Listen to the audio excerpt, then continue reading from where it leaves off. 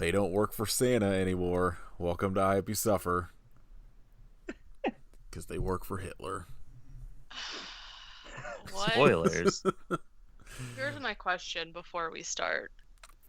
What was this? A film? 1989's Elves. Cinema. Not to be confused with 2018's Elves. Yeah, watch 2018's Elves Much too, because I worse. did. And it's real bad.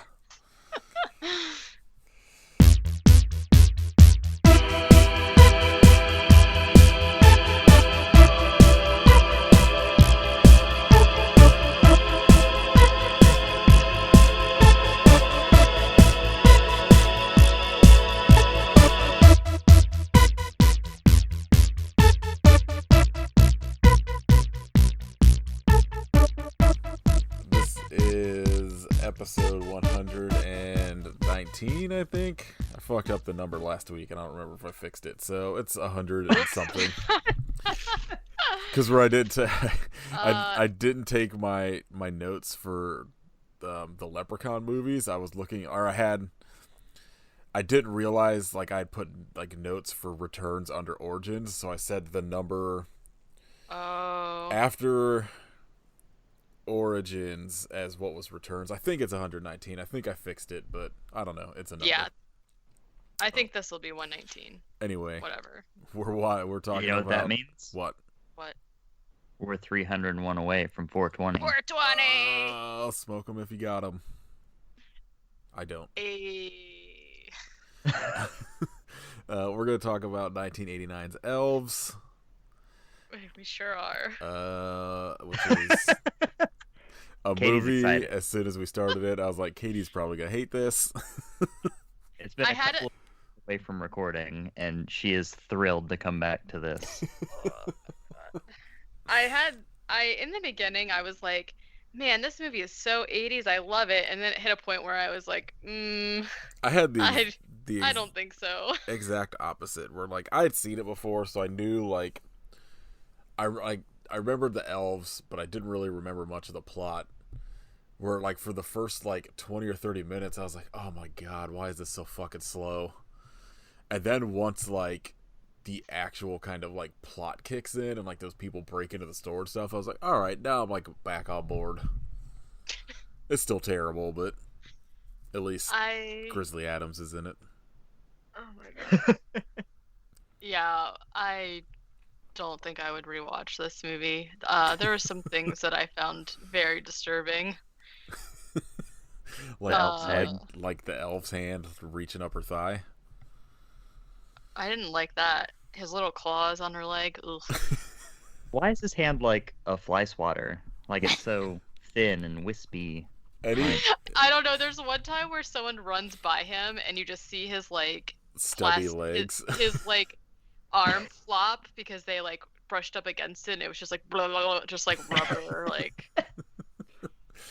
Oh, it rules anytime they show like it walking, and it just, as you could tell, it's just somebody that's just got like fake legs on their arms pretending to walk.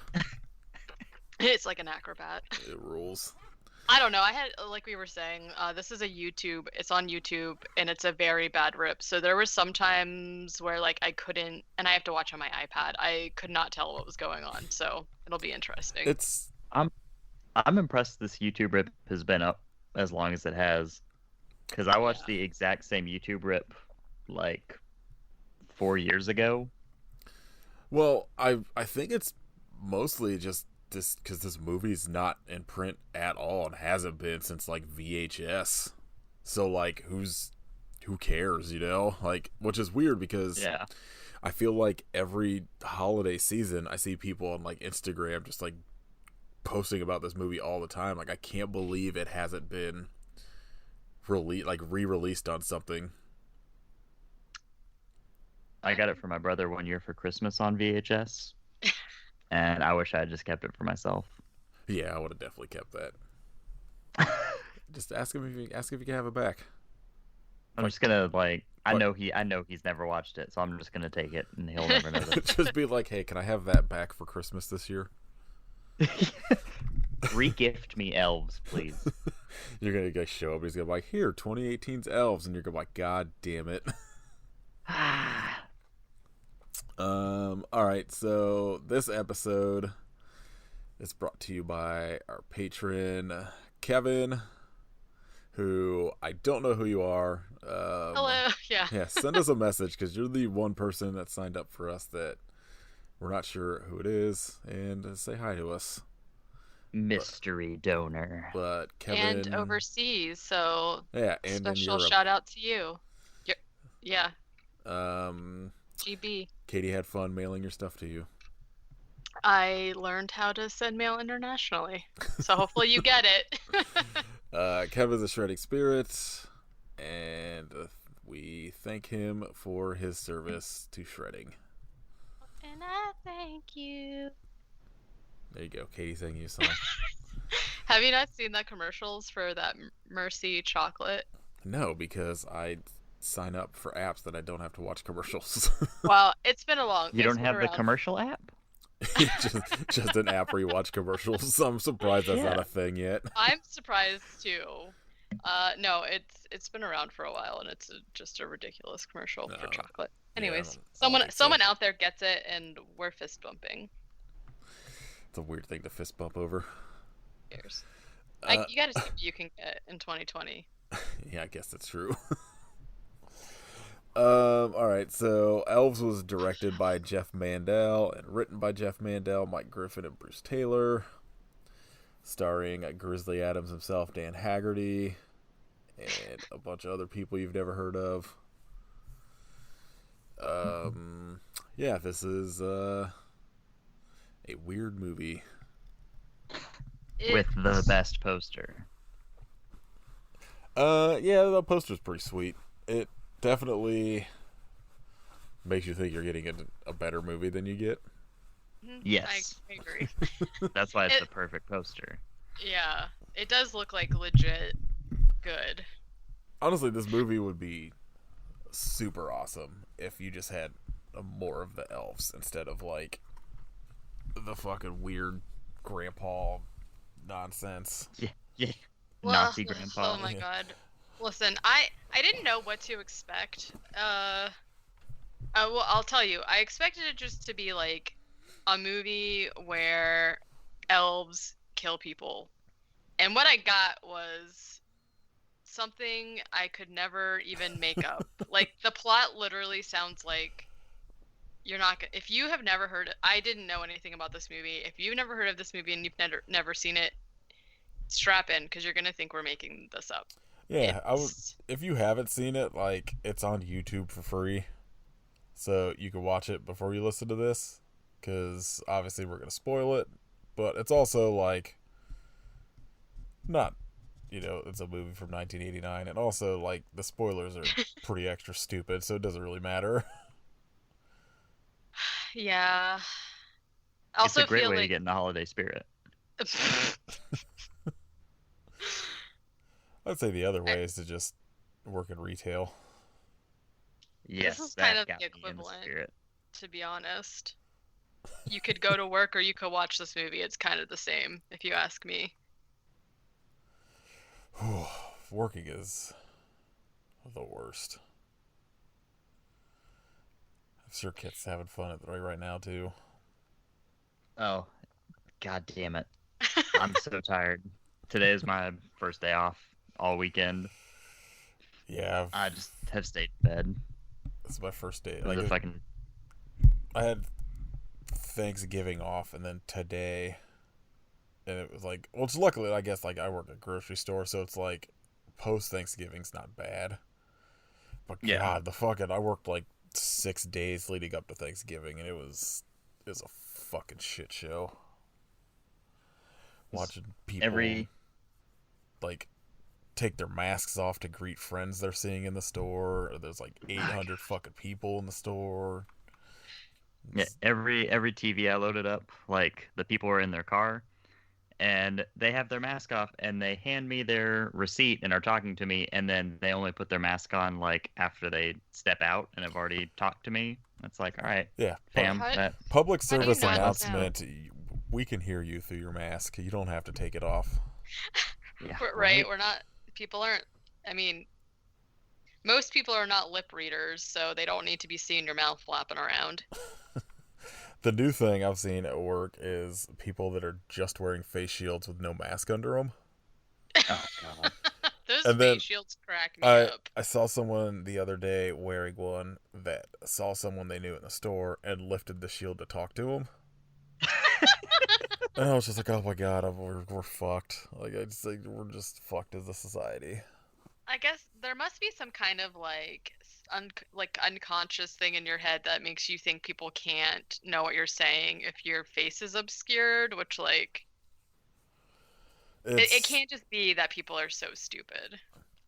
I mean, it is. Like, I know, like, the first, like, little bit that I had to, like, wear the mask at work, like, it is, like, there's just, like, this mental thing where you're just kind of, like, it feels weird having, like, a conversation where you can't see someone's face, but it's like, I have headphones on, and I can still fucking hear you talking to me. Like, I don't need you to take your mask off. Right. Oh, the world's terrible. And I'm moving to another country. At least we're not getting any money. Yeah, the stimulus package is announced today is pretty cool. Glad the Democrats compromised on no money to people for a stimulus package. How does that make any sense? Oh, no, one of the other things in it is that you can't sue your employer if you catch COVID at work. Oh, tight. So that's very cool. Hadn't heard that. Hopefully you got your suing out of the way already. Glad that, like, that was the fucking compromise, is that if you die, like, you just, oh well. Yeah. Thanks, Chuck Schumer. Oh, all right, let's talk about Elves. Yeah, this all really brought me down. I was all jazzed about the Nazi We need to talk elves. about Nazi grandpa in love with his daughter.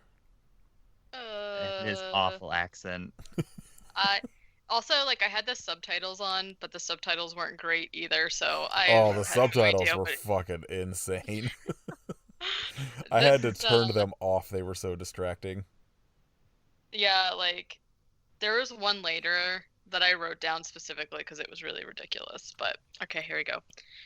Christmas time is here. Oh, God. I have to hear that song so much. And there's, like, these weird pop versions of it that play at work. And it's so weird because it's, like, is that from Charlie Brown?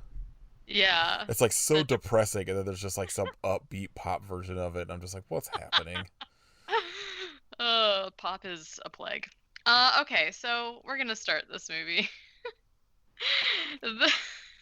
This movie is, the more I think about it, the more I think it was a fever dream. Oh. No. Okay, so this movie starts with these three girls in the woods, and their names are Kirsten. Kirsten is the main character, and her friends Brooke and Amy. And they are going through the woods because they are the quote-unquote sisters of anti-Christmas. And that's 100% what we're standing in the description this week. Listen, I was with them in the beginning, okay? Because they're basically going to they act like they're going to do some sort of vigil, but then they end up not doing anything. But one of the quotes is, "We're girls, we're the master race," which, yes, I agree. And then Kirsten has drawn a picture of the Virgin of Anti-Christmas, and she's got Art Deco boobs, which, just hold on to that gem because it comes back later. And they're essentially just talking about how Christmas sucks, and it's just, created by companies and whatnot. And I don't really know. Also, they want to get Dave to fall in love with one of the girls. I don't know. I can't remember which one it was, but yeah, the other two are pretty forgettable. They're pretty dumb too. So yeah, they want to basically be close to Mother Earth, as they say, so that they can pay homage to the Virgin of Anti-Christmas, and also they want Dave to fall in love with their friend. Just throw that in there, might as well. Something happens and the candle breaks and it cuts Kirsten's hand, And so they're like, oh my God, and they leave. And I guess some of her blood gets on the ground because the blood or the ground starts like pulsating and smoking. And we see a little craggly hand pop out. We get a lot of elf vision in this movie because these creatures are the elves, even though most of the movie they call them trolls, and they kind of look like the little demon things from the gate, sort of, but Yeah, a like little bit. bigger. Also, kind of, they look like the leprechaun from Leprechaun Origins. So, I don't know. Take your pick. They're just like gray, goopy things, sort of. They, when they With finally blue reveal eyes. what they look Very like, blue eyes. their faces rule so much. So Kirsten sneaks back the girl, yeah, so I said the girls leave. Kirsten has this book that she stole from her grandpa that she tries to put back, but he catches her and slaps her a couple times, and then immediately is just like, I'm sorry, I worry about you. And I was like, okay. Um, he notices that she cut her hand and he's like, let's wash it out or whatever. And she's like, no, that's fine. So she's in the kitchen washing her hand and her piece of shit mom comes in. Listen, everyone in this movie is terrible. Like, even Kirsten, in the very beginning, I felt bad for her, but she's kind of an asshole too. So, I mean, It was everyone, 80s. It was the decade of excess. Everybody was like that. everyone's an asshole except Grizzly Grizzly. Adams. And Agamemnon, the cat. And Agamemnon, Oh, yeah. man. Oh, guys, I was not ready for this. Whew, okay, so basically, she's in there, and the mom goes, "Oh, are you hurt? Well, good. Where have you been?" And I was like, Jesus. And essentially, in order to punish Kirsten for being out, she's gonna go to the bank and close her savings account, which is some shit. I just don't even. Wow. So then Kirsten's like, that sucks. She goes to take a shower, and her little brother immediately tries to see her naked, which, okay. This girl's life doesn't seem very fun at home. No, I did want to point out that he's wearing some really sick Teenage Mutant Ninja Turtle like onesie. What was it that he says? It's like I'm not a she's pervert. like, I just like to see girls naked or something like that. yeah, and she's like, I'm your sister, and he goes, yeah, and you've got big fucking titties, and I just saw them, or And something. I'm gonna tell my friends or something like that. It's pretty gross. God, this But movie's then so weird. she immediately is like, ha ha ha ha, and they like wrestle and they're like laughing and shit. And I was like, what? Okay. We just like get the scene of Kirsten cuddling with Agamemnon, which is like such a weird, hard name to say. Normal cat name. It's Yeah, I'm assuming it's something to do with like a goddess of something. I meant to look it up, but I did not. And she's essentially just like, hey, to her cat, like, I forgive you for being a girl and for getting pregnant and stuff. Just don't leave me for the dad. And I was like, what is going on? Wow. Okay, so then we get this scene of like one of the elves. I assume there's multiple. You only ever see one at a time though, so you only ever see one. Is there more? I mean, it's called Elves, but I think there's only one. I think yeah, so I think too. so. The elf breaks into the basement and it basically like comes up and attacks the brother, and when the brother starts yelling, she runs in there and the elf like jumps out the window or something. I don't know.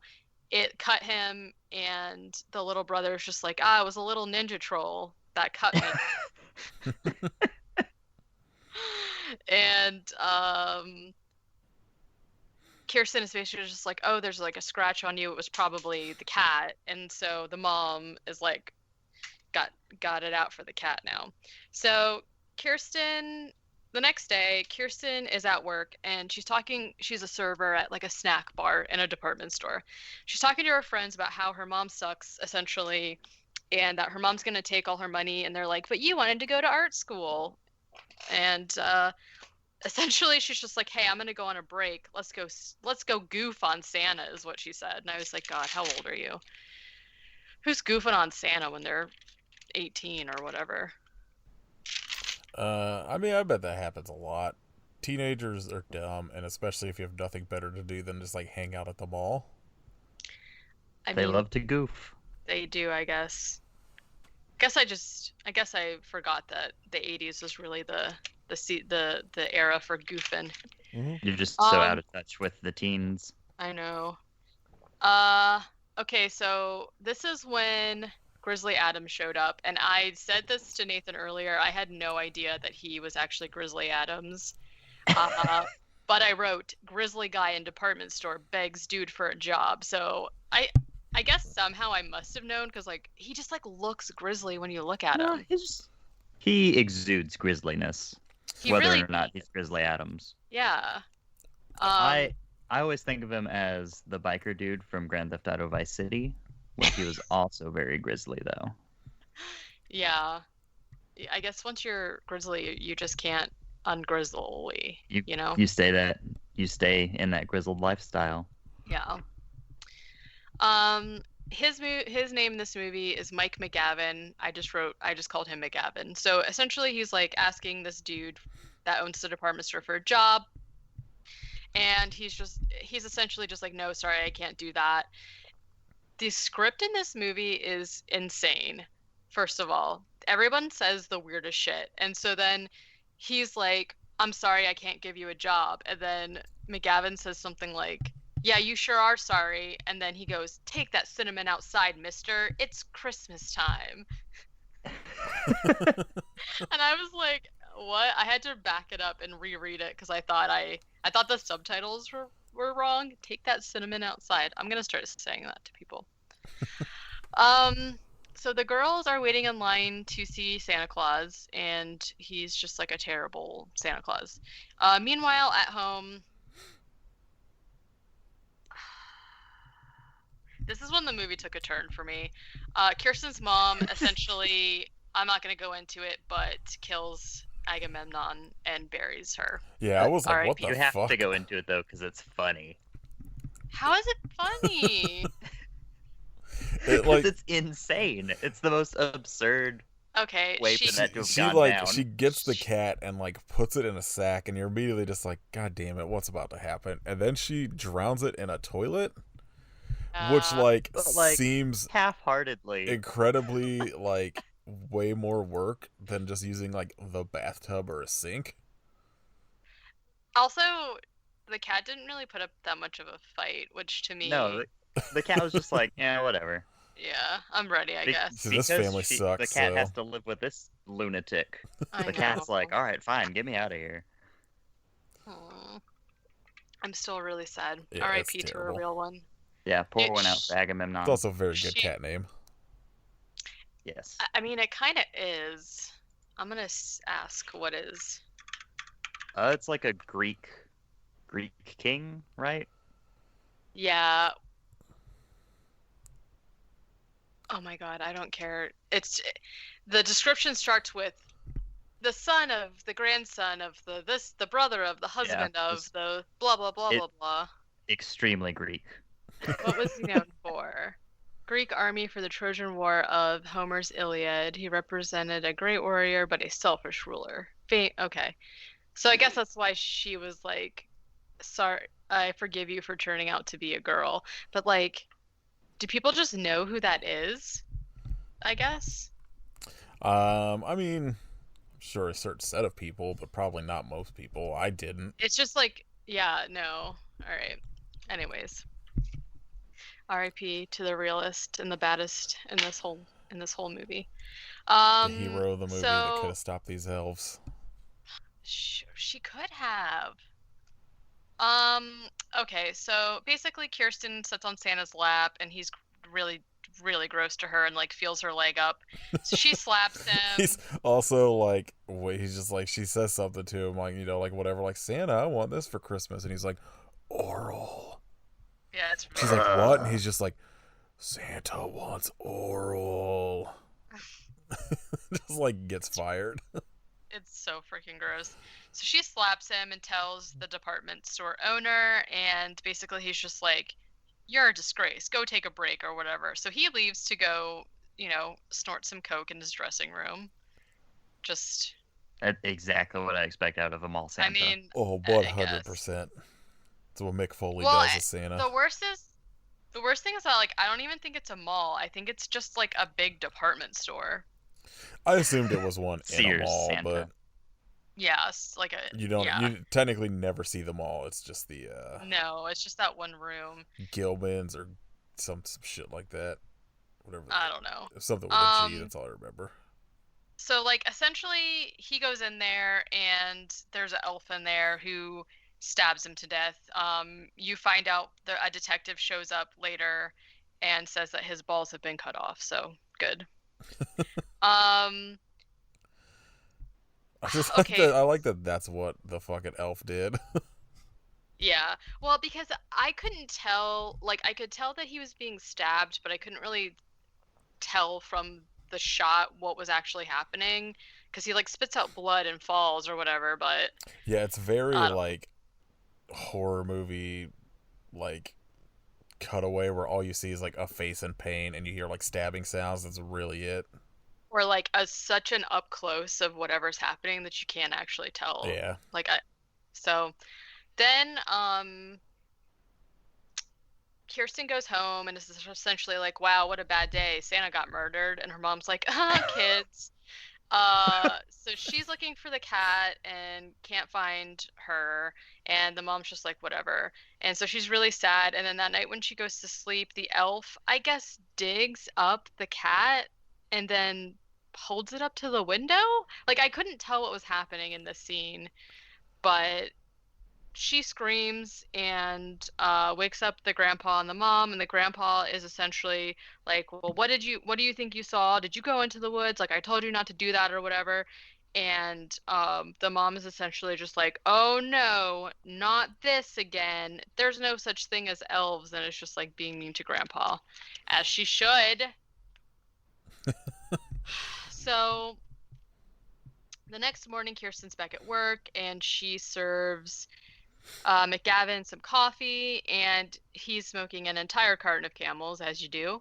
And he's essentially just like, "Hey, what's wrong?" "Well, don't worry, my life sucks just as much as yours, so don't be sad." Which, okay, calm down. They talk about snow for some reason, and then the head of the department store comes in and hires McGavin to be Santa Claus because, remember, Santa Claus got his balls cut off, so he's dead. So in the dressing room, McGavin, this is like such a weird thing to add. McGavin is like in the dressing room and he sees a symbol / like rune on the ground, and he's like, McGavin, you're not a detective anymore. You're not even a or a store detective. Just leave it for someone else. You're Santa." And I was like, what? I don't know why it took everyone so long to piece together that this was Blue Oyster Cult's doing. So, anyway, it's just very strange. And all of his lines, he just kind of like has like a what's the word? Flow of conscious kind of like talking. He just, I don't know. His script was very strange to me. Yeah, the script in general is pretty weird, but a lot of the dialogue like feels strange when people talk to each other. Yeah. It's like it feels almost like they can't hear what the other person is saying, and they're just like repeating their lines. Yeah. It's like the Who's Line skit where you can only talk to each other in questions. Kind of, yeah. I forgot about that. I that was like one of my favorite segments. I love that show. So this group of guys who show up to talk to the grandpa about the elves, and one of the guys has half of the stone that fits together with a piece of the stone that the grandfather has, and they're like being really vague about stuff, and the grandpa just like pulls a gun on the guy, and I don't know, the guy's like, yay, elves are back. And he's like really stoked about the elves being back, and he just leaves. And at this point, you're like, what the fuck is going on?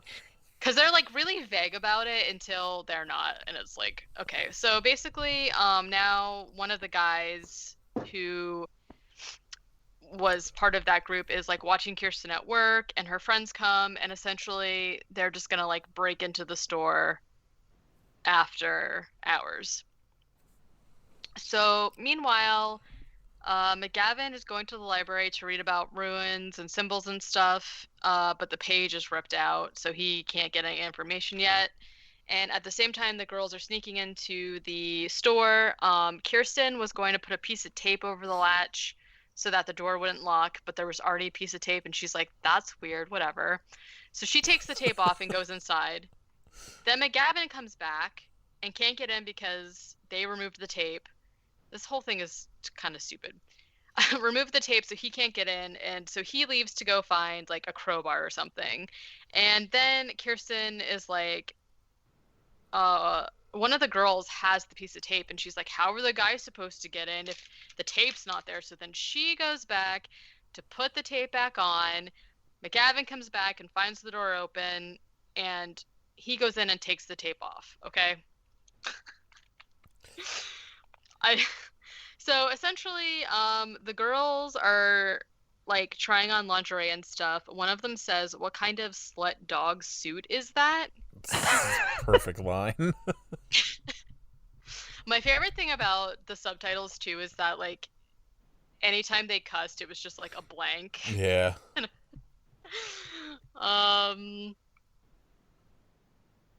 So like one of the girls is trying to be all sexy for that guy Dave we were talking about earlier, because the boys are supposed to meet them there. McGavin hears the girls talking.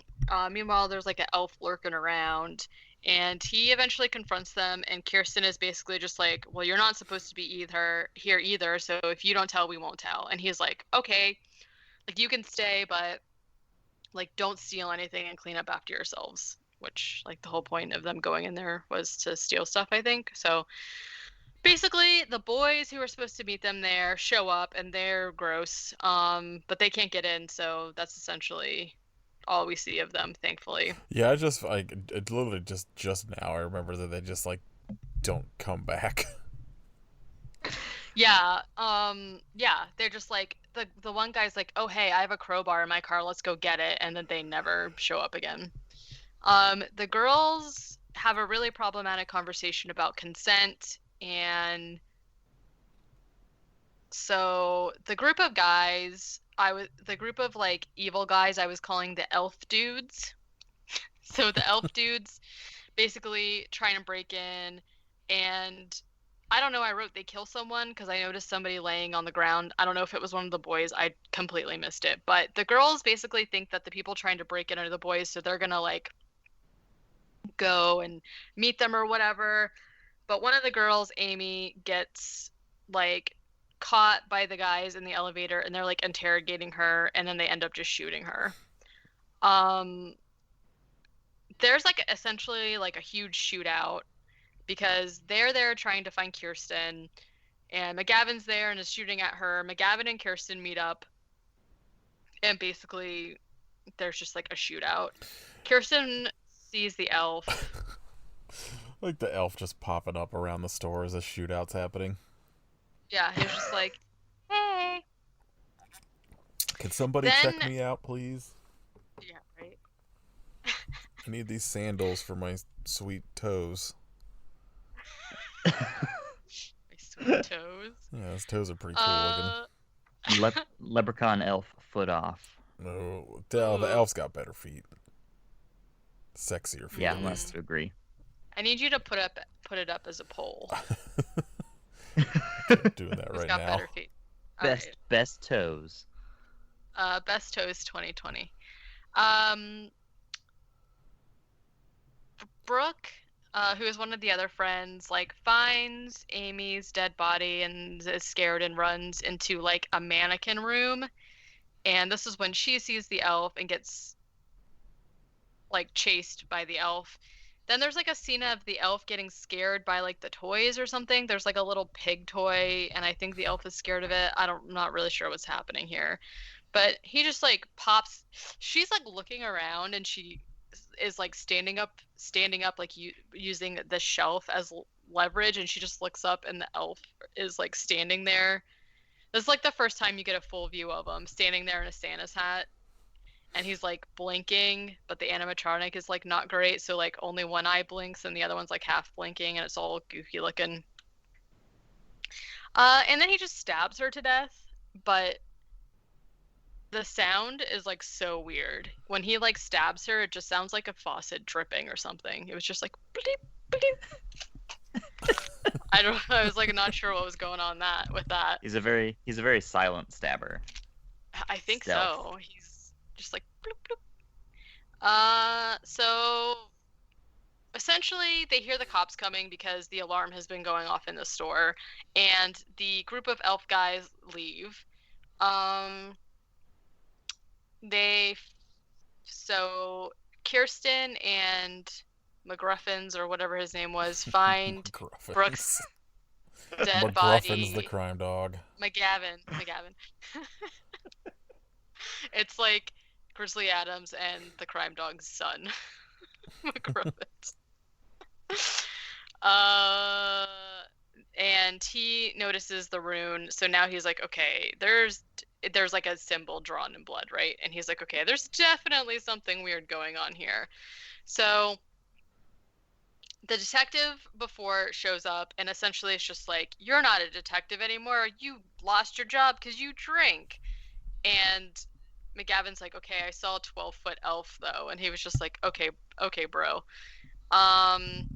The owner of the department store like confronts Kirsten about how it's the day before Christmas Eve, and like people aren't going to want to shop at the store because it's a wreck. And she says something like, I'm sorry my friends bled all over your store, or something like that.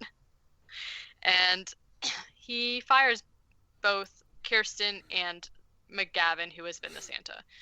So I don't know. Then there's this weird scene of the elf. I guess he was going to eat Brooks' body, but then he sees a rat and goes after the rat instead. It's kind of weird. Rats are delicious. Yeah. I mean, jam-packed with protein.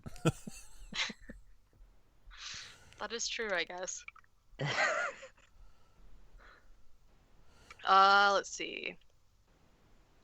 Basically, McGavin takes Kirsten back to her house and talked to her mom, and her mom is just, being super shitty. And the grandpa is like, hey. Oh, McGavin's like, hey, I'm sorry I brought you back here. I didn't realize your mom was a total bitch and that she is crazy. So sorry. See ya. But then grandpa is like, hey guys, I believe you. And I can protect her myself. So you can leave. And so McGavin's just like, all right, bye. Grandpa tells Kirsten to pack her things, and he's gonna like teach her how to get rid of, like, essentially there's like all this, you still don't know what the plot is, so whenever they say stuff it's like really vague, and he's just like, I did something to seal your destiny and I'm sorry, but I'm gonna show you how to change it, is like along the lines of what he says.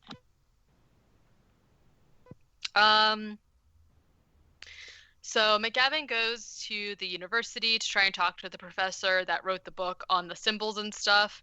And this guy is like so weird.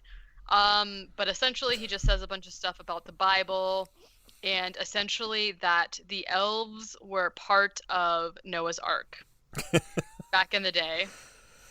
Normal. This is when I started being like, all right, I'm back into this movie. Because I was like, wait, what? So yeah, essentially he's like, the elves were part of Noah's Ark, they got saved, and also the Nazis used elves 50 years ago. So this is when the movie takes the turn. So there's Nazis. The group of guys who are trying to find Kirsten are all Nazis. And so we still don't really know what happened 50 years ago yet.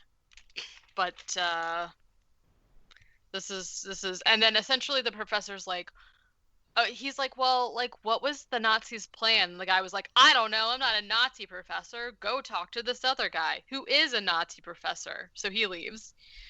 Um, oh my gosh. So Grandpa is kind of like getting some ritual stuff together, and Kirsten's mom comes in and is like, "Hey, I talked to the police, so I guess you weren't lying about your friends being murdered."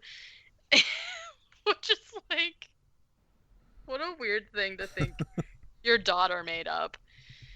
And then Kirsten's like, "Oh my gosh, thank you. I've been so scared," tries to hug her, and then her mom is just like, "Oh, there's like this whole thing where where her mom's like, "Oh, you're so much like your dad. You're good looking and you're talented, and you're selfish and you're self-centered," and it just like takes a turn real fast. And then I just wrote random plot twist: her grandfather is also her dad. Yeah, she's like saying something about, like, she's like, "Well, don't talk to your father about it." She's like, "My dad's not alive anymore." She's like, "Your dad's in the study," or Your like dad's in whatever. the study, And she's yeah. like, "No, Grandpa's in the study." She's like, "Your grandfather's in the study and your dad, because it's the same person." Dun dun dun. Like, oh my god. Which, like, is creepy on its own, of the fact that, like, the mom has made the dad pretend to be a grandpa this whole time. Well, I mean, it makes sense because he's like old, but All of it is baffling. it's really strange. It was just like a weird thing for them to add, like as if Nazis using elves wasn't weird enough of a twist. Right. I guess. I So mean, just swing for the fences, right? Like, they if you're gonna make a movie this weird, like, go all out. They sure did. McGavin asks the professor, goes to this other guy's house, and this scene is so long for no reason because the guy's like cutting into his Christmas Eve roast or some shit, and he comes up there and is like, excuse me, I very much apologize that it's Christmas, but this is a life or death situation. I need you to tell me about elves. And he's like, The hell? Sorry, my phone. oh man, okay. Like I'd be sneak attack. I was ill prepared. What's happening now? I don't know. I think something about Nazis is about to happen. Okay, so then that guy is like, "You could come see me Thursday," and he's like, "Sir, this is life or death. I can't see you Thursday." So then the guy's just like, he's like, "It'll only take a moment of your time," and then he's just like, "Okay." So in front of his children, he starts talking about how there's two schools of thought as to why Nazis were using elves, and here they are. One is that they just train them to be assassins, and he says something about how they have magical powers and they can't be harmed. Then the other reason is because they were genetically engineered so that essentially, I just wrote sperm and virgins on Christmas Eve to produce master race. So like the elves have something in their sperm so that if they can mate with the immaculate virgin of some sort, then they will produce, then her baby will be the master race. Which means foolproof what? plan. I don't even know. And he's like saying this just she's like, the Taylor Swift of this movie. okay. There was way fewer hits. There was like a period of time where like neo-Nazis were saying that Taylor Swift was like the perfect Aryan woman, and were like way into Taylor Swift, and then she was like, "I'm voting Democrat, y'all," and they were like, "Fuck you." Vote Democrat, y'all. Yeah, wow, okay. I missed that. Hear me out. Yes. Elves reboot with Taylor Swift in the lead. As no, she used to play Grizzly Adams. Santa, yeah. I'm down with that one. All right, deal. I'm in. Give her a beard. She's drunk Santa. Yes. I might watch that. Taylor Swift in Bad Santa. With an elf. Yes. Yeah, we're just rebooting Bad Santa, but we're adding in a real elf that is also a Nazi. That was on the Ark. Like, what a weird... I mean, okay. So essentially... So... This okay, is the hard one to essentially. I feel like you can't break this down to essentials. Okay. So a grandpa is like, "Hey, Kirsten, sorry I'm your dad, but also you're in danger." Sorry, I'm your dad. Because also the elves want to pork you. And she's like, "What?" Oh, and then the grandpa just like keeps making it worse because he's like, "Oh, well, I didn't want to have sex with my daughter, but I had to, you see, so that we could have the perfect bloodline vessel, which is you. And she didn't suffer because, um, I drugged her and stuff." And like, meanwhile, the mom is upstairs having like a nervous breakdown. She's like, So hold on a second. I think I've missed that. So the mom is his daughter as well. So the "Yeah, mom's her sister. yeah, Oof. Fuck yes, that's how that works. Yes, I just like I think I missed that line. So yeah, oh boy, this movie just took a whole other turn for me. yep." that. Revelation after revelation, even after it ends. Because there was like a weird thing where people like to fucking say, what's his name? That Christopher Nolan's movies are smart and like detailed, but have you seen Elves? Okay, because there was a line earlier where one of the girls says, like, "Man, your stepmom is such a bitch." And she's like, "No, she's my real mom." And they were like, "Isn't she a little young?" And then she was like, "Oh, she had me when she was 16. She's my real mom." So, yeah, she is sister mom and grandpa dad. And I think must have had the brother with somebody else. I don't know. Oh, fucking nightmare of a movie. Yeah. So I guess like technically, I guess what's going on, if I was to boil it down, they needed a what's the thing that people say, a pure bloodline, right? Yeah. So Nazi grandpa like had to have a daughter, make a child with his daughter so that she would be the perfect vessel so that she could pork the elves and then give birth to the Antichrist. But then I guess what happened is after he did it, he felt bad about it, and so he tried to stop Kirsten from summoning the elves by like telling her to stay out of the woods, which, yeah, okay, that worked, I guess. Way to not do anything there, bro. But so now he like feels bad, so he's trying to stop it, I guess. But like, you already had sex with your daughter. I feel like you should have maybe there was a better time to, pull out, so to speak. So, I don't know. McGavin, meanwhile, is like being followed by one of the Nazis who has a bomb and blows up McGavin's car, but McGavin's fine and just like starts punching the Nazi and is like, "Who do you work for? How's that? How many teeth you have now?" And says a bunch of weird shit and punches the Nazi out and finds that the Nazi is wearing a ring that has the same symbol as the elves, and then also takes his car. Whew. So meanwhile, the mom... Can we talk about the symbol for a second? How it's just like a question mark with a line through it, basically. Yeah, bro. The Blue Oyster Cult logo. It's like the laziest thing. I think it kind of looked like if you took whatever that Nazi like thing was. Oh, maybe, what am I thinking of? Swastikas? No. Oh, let me see if the one that was like a sickle. Everybody just yelled at us. We'll hear it. Was that? I know, right? I don't know. Whatever.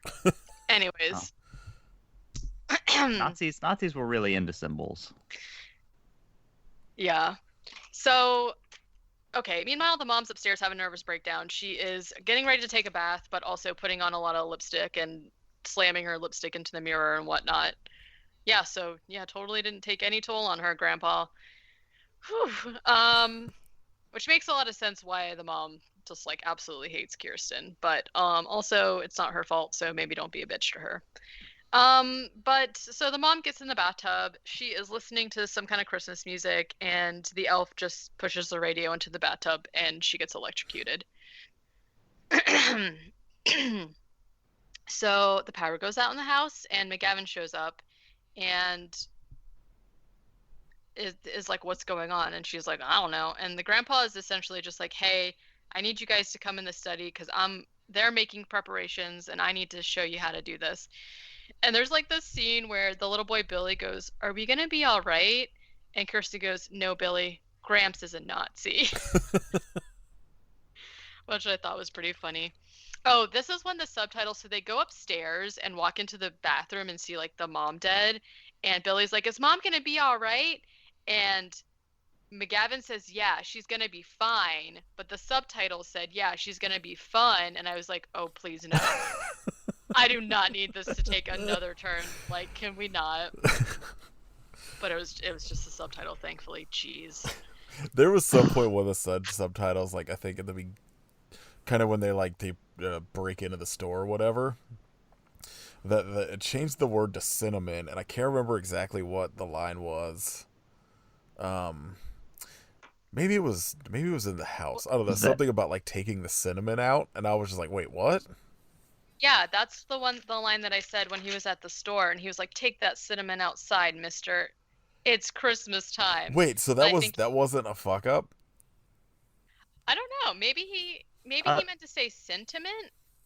I think he meant to say sentiment, but yeah, everyone in this movie is awful except for Dan Haggerty. That was the point that I had to turn the subtitles off because I was like, this is unbearable. I can't figure out what the fuck's happening because like it's so messed up. Can't handle the cinnamon. Watched that part twice, and it legit does sound like he said cinnamon. And I thought he was just doing one of those things where people try not to cuss, so they say other stuff, like, you know. Maybe, I don't know. I was misery. There was. I think you're right. I think he said sentiment. Take that cinnamon outside, mister. It's Christmas time. Whatever. I'm gonna. But start also saying the cinnamon. Jeff Mandel, if you're still alive, get at us. Tell us what happened. I was saying how his career ended in 1998, so I don't know. That's not good. What was happening here? Let's see, they were gonna have fun with mom. Oh no. Also, BT Dubs, we're watching Cyber Chick next week, or Robo Chick, or whatever, right? Yes. The kid, like right before you. Let me read this to Kit. This is another movie by Jeff Mandel, and it's called Cyber Chick, but it's CHIC with like it stands for something, I guess. And the tagline is part cop, part machine, all woman. It looks incredible. She always gets her man. All of the posters for Jeff Mandel's other movies are fantastic. 100%. Right. So, they're probably all bad. In January, we're revisiting Elves as part of Jeff Mandel month. Yeah, we're just going to do this episode again. Jeff Mandel month. Looks like he's got another movie about... oh yeah, okay, so it is the Russian, the sickle and hammer. That's what I was thinking of earlier. That's the Russian. Yeah, might be. Well, he's got a movie about that too, so I'm just gonna say that that's tracks. And it's got Mark Landau and Christopher Plummer. You like old white dudes? This seems like the shit. Everybody's favorite people, old white men. I mean. Also, we're gonna have to. Katie decided we have to add Rob Schneider to our bonus episodes list. Why would you do that? So we could do Big Stan, Dan Haggerty, and Rob Schneider in a movie together. Is this because you watched Elves? You were mad? Yes. Throwing Rob Schneider at us? Yeah. Yes. Somebody subscribe now so that you can pick in a couple months Rob Schneider. Oh my god, his entire filmography is just Adam Sandler movies. I'm gonna pick that one that he's in with Jean-Claude Van Damme. Duplicate or something like that. We could just do the 8 movies he did with Sylvester Stallone. Jeez. Yeah, we're just doing Judge Dredd 3 times. And Demolition Man. Okay. Oh, Surf Ninjas. Surf Ninjas is good, which See? is why Um, I'm not gonna pick it. yeah, I'm gonna go with I the feel like animal. Surf Ninjas, maybe Eight Crazy Nights is okay. I feel I haven't seen uh, that in a long time, so I don't fully remember. And then like Demolition Man and Judge Dredd are like the only passable movies in his entire filmography. Nah, I'm choosing something fucking awful that none of us has ever seen. I'm going with Big Stan. How about his? That's the one with Dan Haggerty in it. Is it? Yeah, wow. we could do his stand-up special, Soy Sauce and the Holocaust. Oh Oh. no, I don't like that. Fuck Rob Schneider. Yeah, as I've learned, absolutely. Big I Trump did like, supporter. yeah, I did like He's his awful. 90s movies, but now that I know that, I'm not okay with it. He's like I still think QB Halloween's all right. he was tolerable Listen, on SNL. That's about it. I liked Hubie Halloween. I mean, Rob Schneider's only in it for like 2 seconds, so it doesn't really matter, but I have not seen it, and I probably never will because I don't like Adam Sandler as a comedian. How do you feel about Steve Buscemi as a comedian and a werewolf? yeah, Yeah, yeah. but is How do you Steve feel about Buscemi that? in the entire movie, or is he just like Maybe Most, pop he he's up in a pops for lot up of like it. throughout. Yeah. seconds at a time, and like all the rest of the Adam Sandler movies, that it's just Adam Sandler being a weirdo the rest of the time, doing high You're pitched not voices and shit. totally I know, wrong. I've seen Adam Sandler movies. I know what they're like.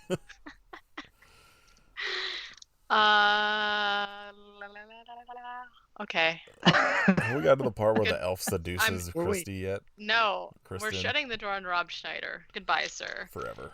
Kick, Um. kick him out of the plane. Yes. No ticket. To paradise.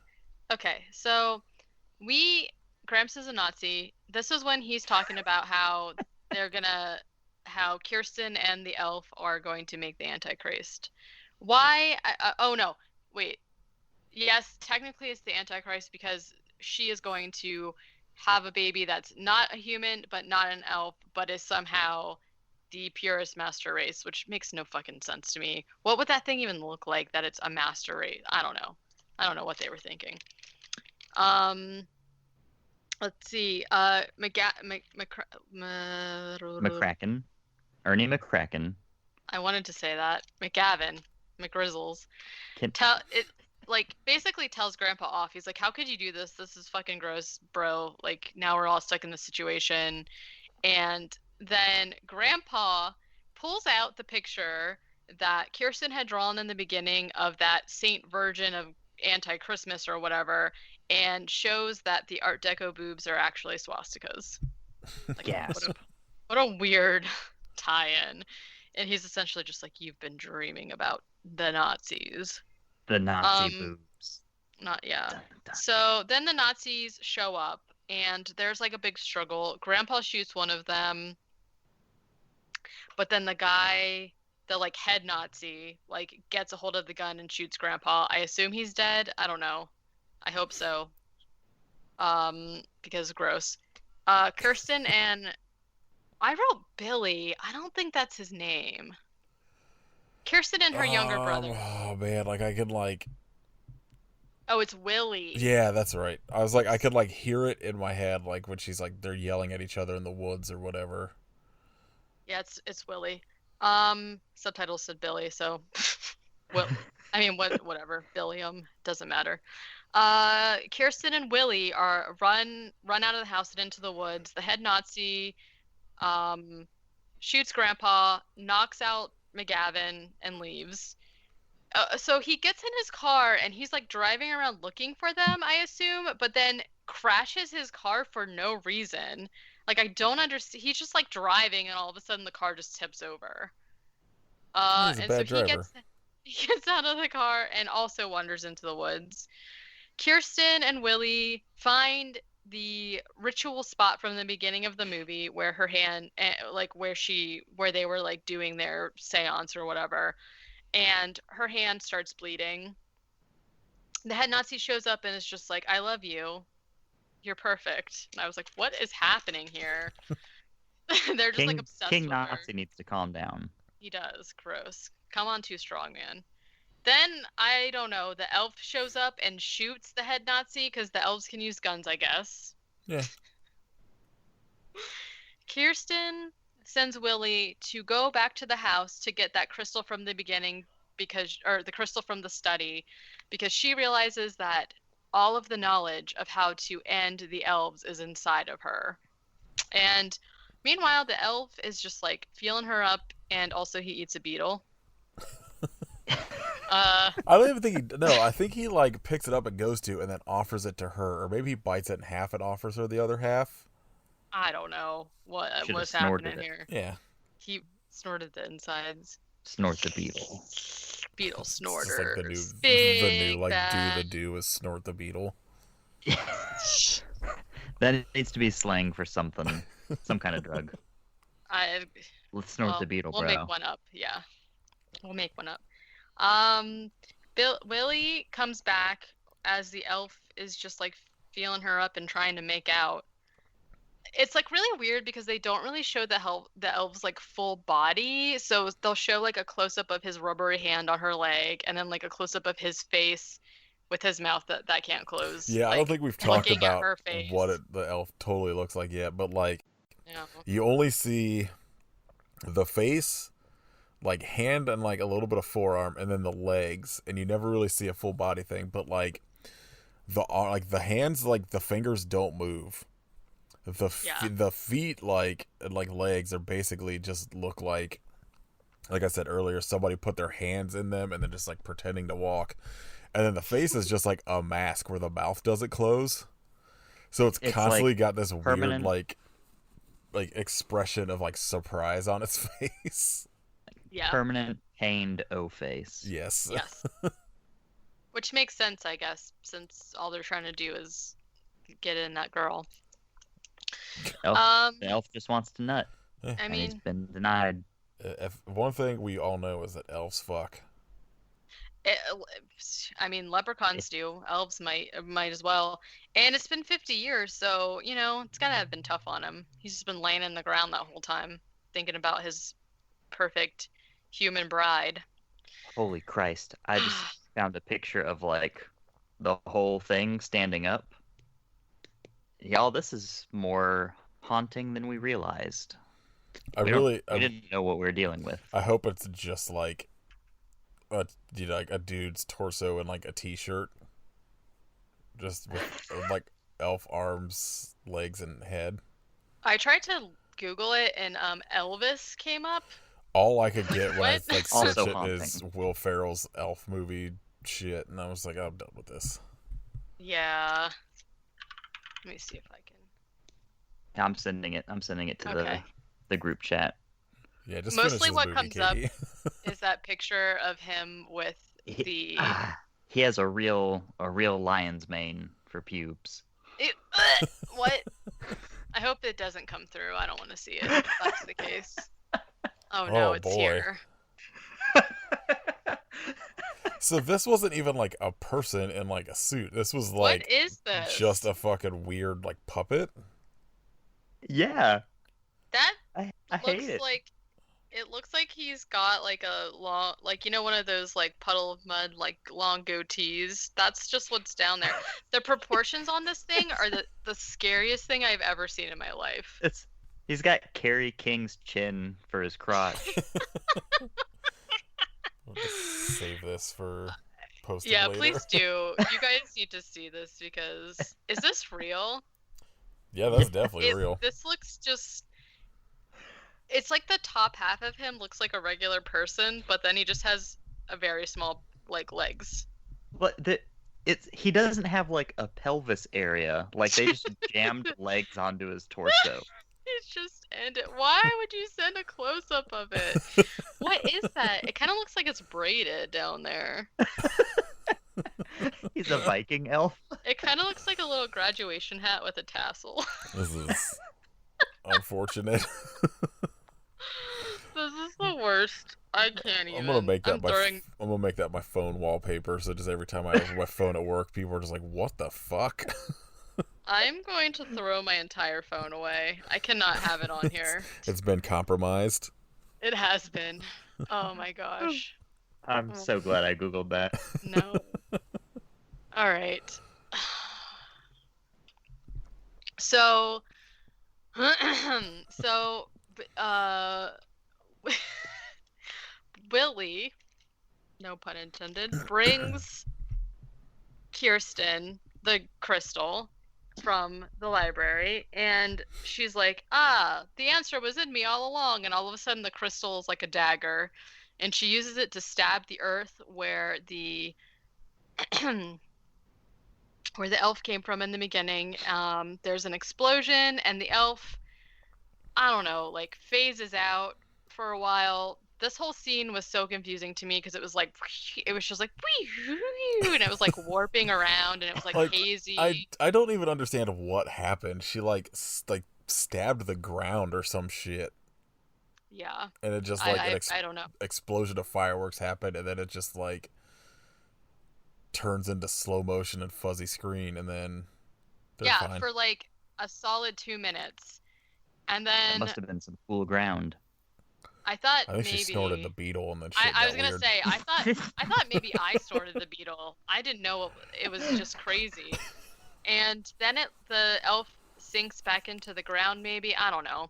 The next morning, Kirsten is holding her brother, and she goes, "Shh, it's snowing," and the forest is destroyed. And then we see what looks like the inside of a womb with a little elf person fetus in it anyway, I guess. I don't know. Incredible closing credits. I like that sequence. Number one, apparently she created a nuclear winter. Yes. Number two, like, you don't get any real like closing with Dan Haggerty's character. Nope. Who's like technically supposed to be like the hero kind of this movie, and he just fucking disappears for the last like 30 minutes. Yeah. And apparently she fucked an elf somehow. Maybe I think elves procreate by rubbing thighs. They must, because that's pretty much all that happened. Maybe when he made her snort the beetle. It was the transference of the seed. The beetle is sperm. I need somebody that wrote this movie to come on and talk to us. Yeah, I don't understand. The ending makes no sense. Like, why would you? I assume they ran out of money. Yeah, I don't know. Well, anyways, that was Elves, 1989. What if they ran out of beetles? So they only had the one beetle. They're like, we'll save it. They all had to snort one beetle. I can only assume, based on the plot of this movie, that they were all very high on beetles. I think so.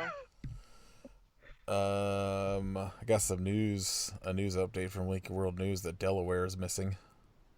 That's okay. Was it ever really here? By the time authorities noticed, the trail had gone cold. Aw. So Delaware's gone. R.I.P. Yeah. All right, Katie, you got any real news? I have a few things, but not really. I saw that Peter Dinklage is to star in the Toxic Avenger reboot. Yeah, that was like the only news. I mean, like I sort of am, but also like I don't need a new Toxic Avenger movie that's not made by Lloyd Kaufman. Yeah. Like any other circumstance, I wouldn't want it. But with Peter Dinklage in it, like it's weird enough that I'm in. I'm intrigued to see what like a major studio does with that idea, but also I feel like it's going to come out very like Texas Chainsaw Massacre remake-y, which I do not want. Because it's being produced by Legendary Pictures, who for the most part has like a pretty good track record with me. But I don't know, and also like we don't know who he's playing still. Like he's starring in it, but I guess I saw that he's playing the lead. I think he's playing Toxic Avenger. Well, the article that I saw said he is starring in it, but we don't know if he is playing the Toxic Avenger or if he's playing the villain. So I don't know. I guess it'd seem, depending on what they do, like he would be good as as the villain, but like I don't know. Everything about it seems weird, and also I can't imagine with the state of the world that it's ever going to happen. So Yeah. Um, this was something that I think maybe Kit brought up a while ago, but the Chiodo brothers, that Alien Christmas special for them is airing on Netflix now. And I didn't realize it's actually based off of like a children's book that they wrote. Um, so I don't know. I think I'm gonna watch it just because, but I don't know if it's like intended for adults to watch it. You know what I mean? I'm gonna watch it. I like anything I've seen that they've done, and their like effects are always extremely good. So Yeah. And that was like part of it because it is stop motion, so they were like, apparently it still looks really good, so I'll probably check that out. Um, let's see. Last time maybe or the time before that, I had talked about how Devon Sawa was doing that Black Friday movie with Bruce Campbell. He is also going to be in another psychological thriller called Hunter x Hunter, and I guess I don't know if I forgot this or if we didn't know it. He is starring in that spaghetti western movie that yeah, I Danzig knew is that. doing called Death Rider and the House of Vampires. And he recently did a interview with Bloody Disgusting, and I just wanted to read some of the stuff he said about Danzig. They asked him about that, and he said, they didn't know, I guess, that Danzig was doing another movie, which seems like something you should know. But he said, I did a movie with Glenn, Glenn Glenn, Danzig. Glenn Danzig. a vampire spaghetti western that, and he's dumped a lot of his money, like millions of dollars, into digital effects. It's got Eli Roth in there. It's cool. We all have a real good time shooting that, and Glenn Danzig is a character. So we'll see with that one. Ooh, Danzig and Eli Roth together sounds unbearable. Yes, I agree. Yes. So then they asked him about if he had seen Veronica, and he was like, "No, is it good?" And he said it was just silence. And then he says, Glenn Danzig is an unconventional director. I will say that. It's wild working with him. Like, I worked with Fred Durst too, another rock musician, but Fred Durst was much more grounded than Glenn Danzig was. Danzig was wild. It was a wild experience, and I wouldn't give it up for the world. It was very interesting. So I sort of just can't wait because, wow. I would pay so much money for an audio commentary of Devin watching Veronica for the first time. Yeah. Okay. Yes. Then he also says, Just to like, oh my god, what have I done? yeah, he says he had a vision, and he's going with it, and we'll see when it comes out. He was very, very strong and stubborn at times about what he wanted, and we'll see. He's a wild guy, man. This is just hilarious to me because it's very obvious that he's trying not to say anything negative, so he's just like, wow, it was wild. Like, I think we've all been in that situation. He just is just like, I don't know, we'll see what happens. So I'm actually pretty excited. I have to for it. imagine that like whatever Danzig is doing with that movie is going to make like no sense, especially from like a non-pieced together like movie idea. Like whatever the script is has to just be like a bunch of fucking nonsense. So like I can't imagine anything that Devin shot makes any sense unless like without being able to see like the whole picture of it.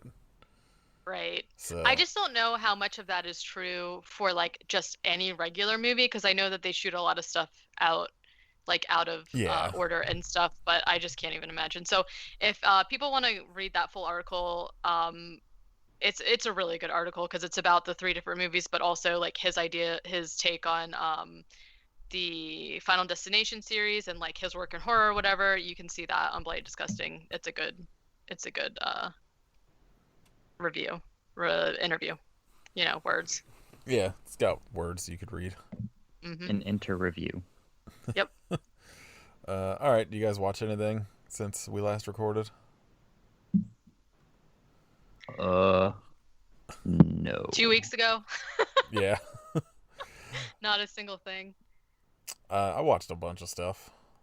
That's not Saved by the Bell. No, well, no, we're getting to that. Oh man. Let's see. I watched. This was in 2 day, like a 2 day span. I watched Vampire's Kiss, Vampires Nice. vs. the Bronx, Toxic Shark, and Malibu Shark Attack. Vampire's Kiss, still very good. Vampires vs. the Bronx was pretty good. Like, could have been better, but was still enjoyable.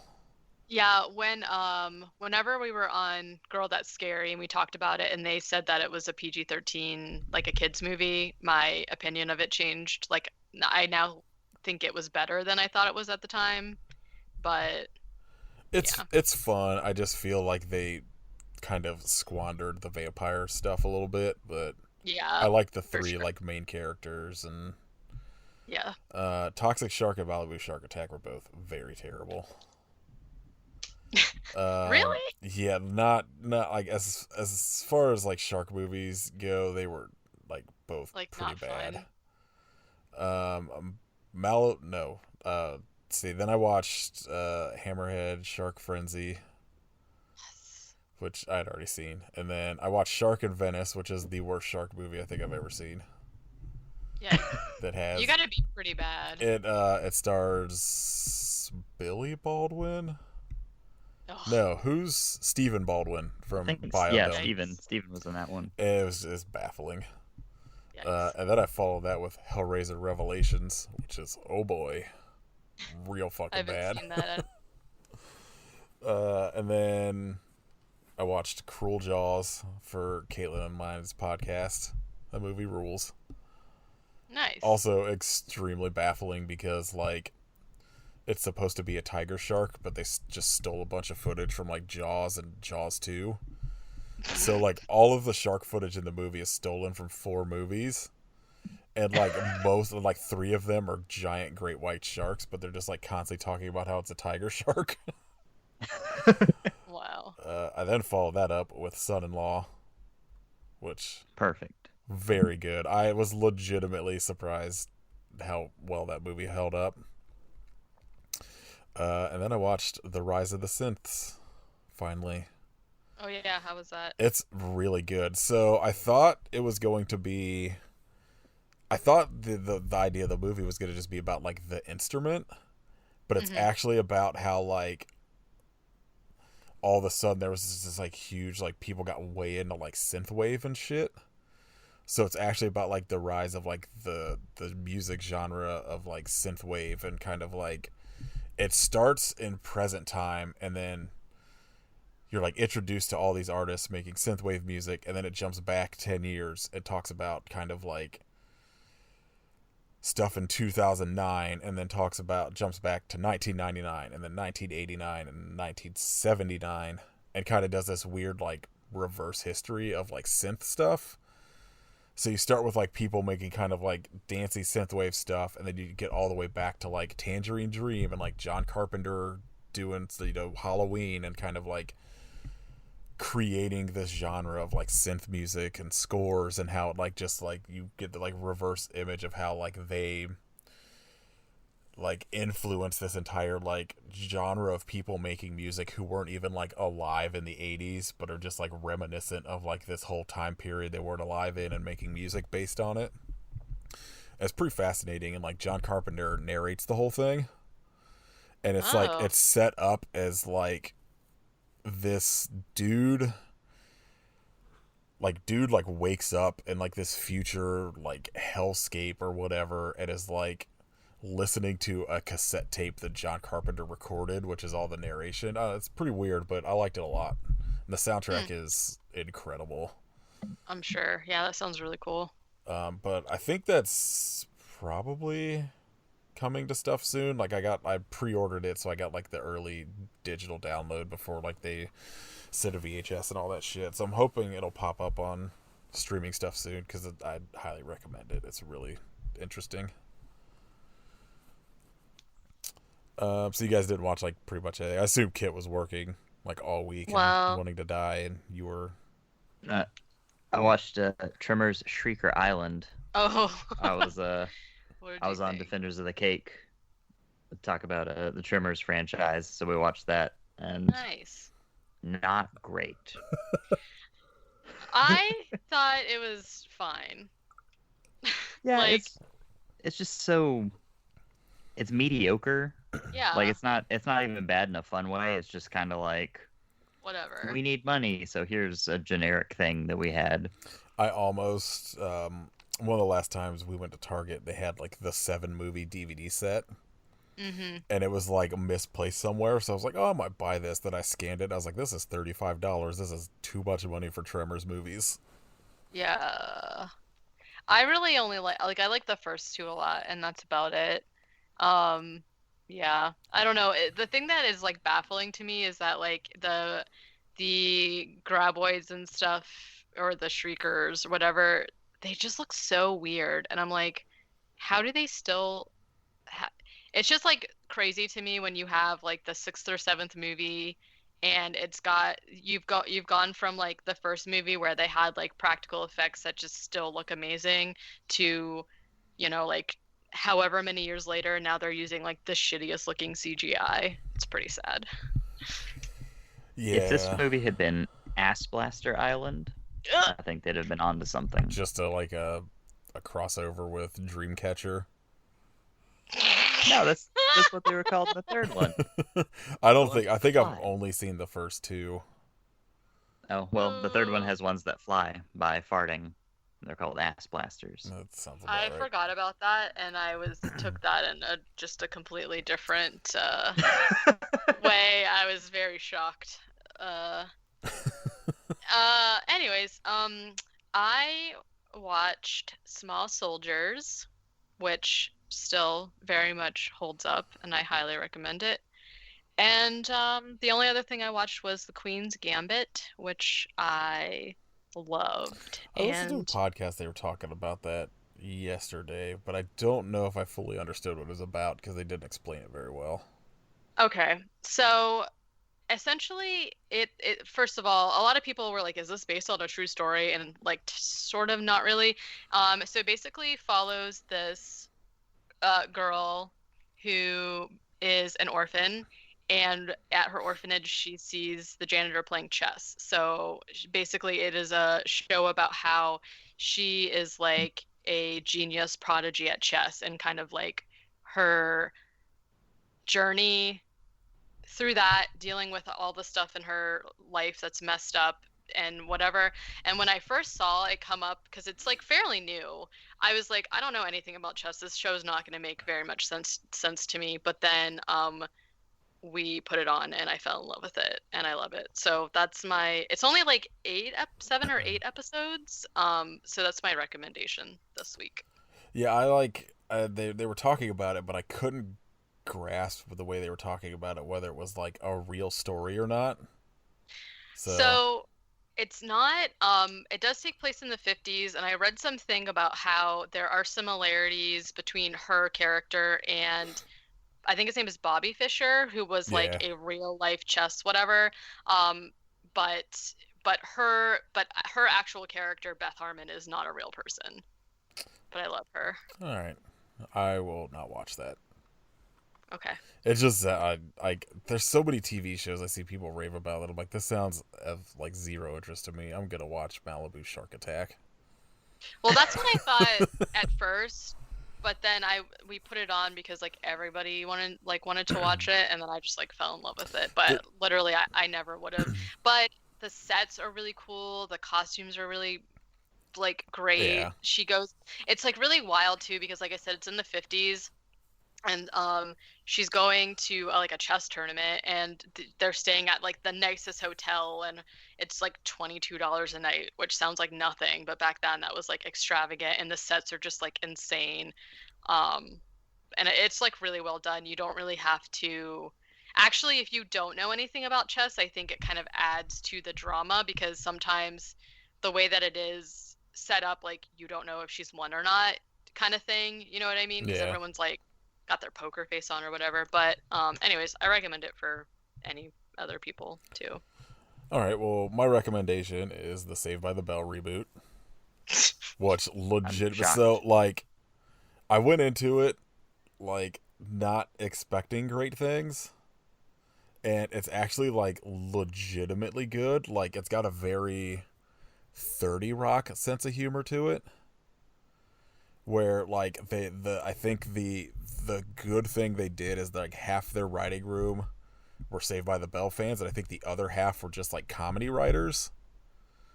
So like there's a lot of inside jokes, but it's also like extremely weird humor to it. And like the new cast of kids are like legitimately really fucking funny.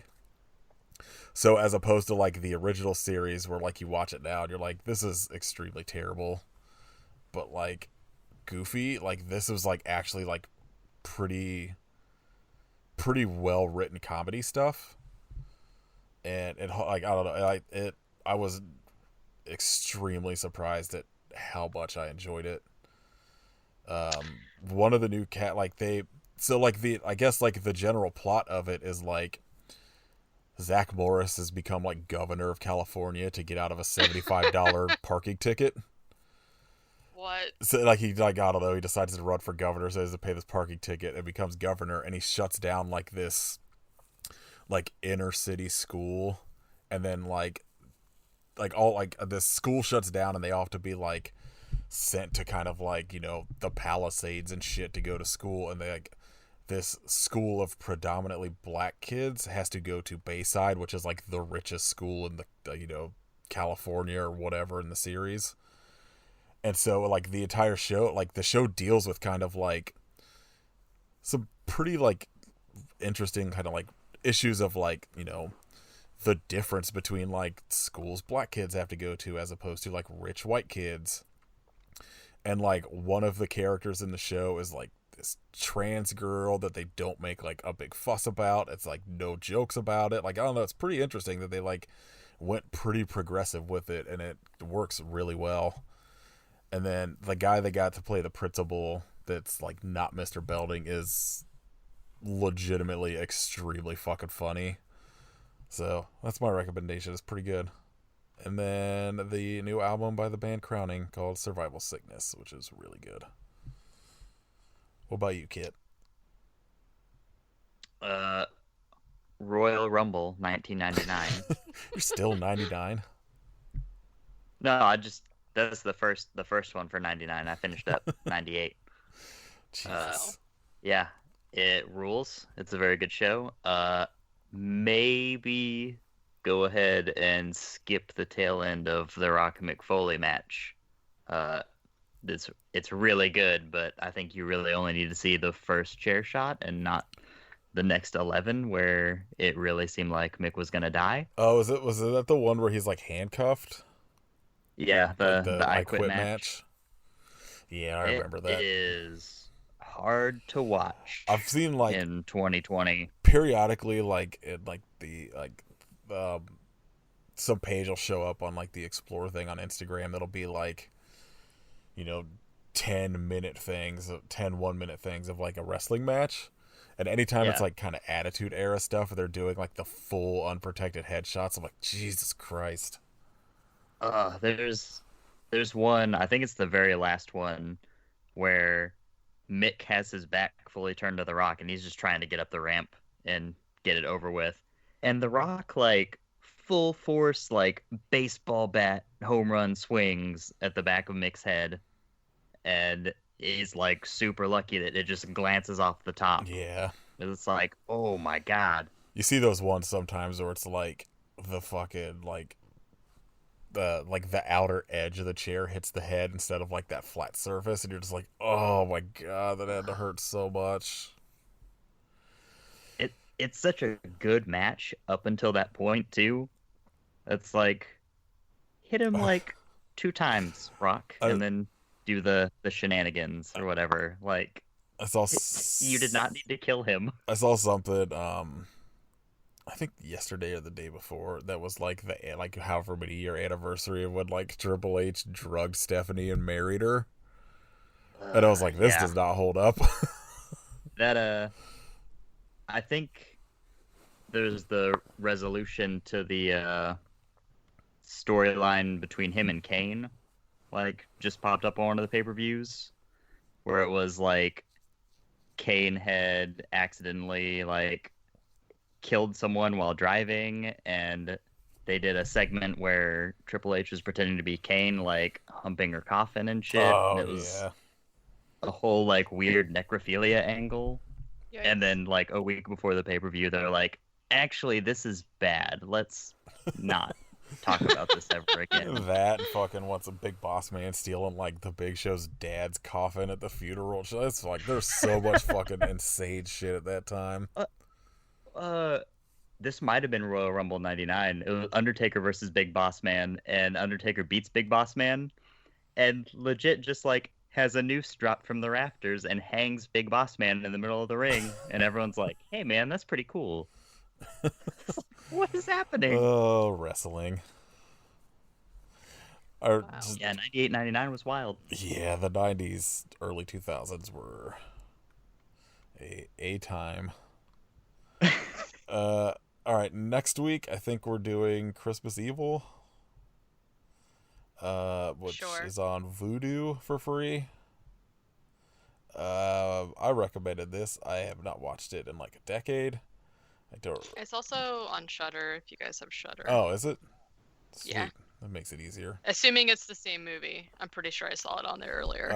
I used to have the DVD, and I remember it's like pretty low budget, but I remember liking it, but that was a long time ago, so we'll see how that holds up.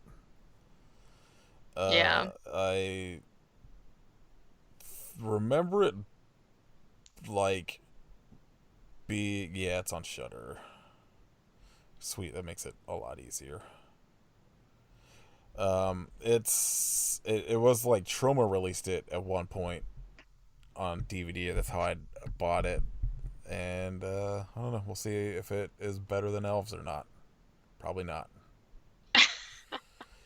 It's got a much funnier name. Yes, it does. It also doesn't have a name that tries to make me watch 2018's Elves. So It's automatically better. We just released our third Patreon bonus episode on Saved by the Bell nonsense, where we watched Dead Man on Campus, A Crack in the Floor, and How High. Two of those were good. I'll let you take your guesses on which two. A Crack in the Floor twice. Yes. Yes. You can listen to that and our previous bonus episodes on Jean-Claude Van Damme and Lance Henriksen on our Patreon Lol. at patreon.com/IHopeYouSufferPodcast. Next bonus episode is going to be Danny DeVito movies, which I am extremely ready for. You can get merch and all that shit at our storefront here at storefrontier.com/IHopeYouSuffer. Leave us ratings and reviews. Tell us what you think Snorting the Beetle is. Follow us on Twitter at IHYSPod, Instagram at IHopeYouSufferPodcast. Follow Kit at Hidden Kitstory for metal things and sometimes artwork. And maybe he'll tell you about whatever the next pay-per-view he watches is. I assume a Halloween if you're up Havoc at like is showing 2 up a.m., soon. you'll see me tweeting about fucking WCW. Yeah, fucking whatever nonsense Vince Russo was writing at the time. Follow Katie at Werewolf Face on the things. Commission her to do spooky Christmas art for you. Including the elves. Yeah, have her draw you was a weird, out of proportion elf character. Like that Tom, like the Tom Selleck where he's naked on the rug, but it's the elf. All muscle, all muscly on top with very tiny legs. I will do that if someone wants it. An elf that's like 90% pubic hair. I mean, look, all you have to do is draw hair. They can just say what it is afterwards. Mm. Like Cousin It, but there's just elf ears. It's just Cousin It, but it's just from the waist down. So it just looks like a long like, grass skirt. Ew. Like I said earlier, Caitlin and I recorded a new episode on Cruel Jaws, which you can listen to at Nate and Kate Movie Club. It was very stupid, and we talk about Gallagher again for some reason. Wow. Why fucking Gallagher comes up all the time. Yeah, watch Christmas Evil for next week. Other than that, I guess lights out Guerrilla Radio. I hope you suffer, but why?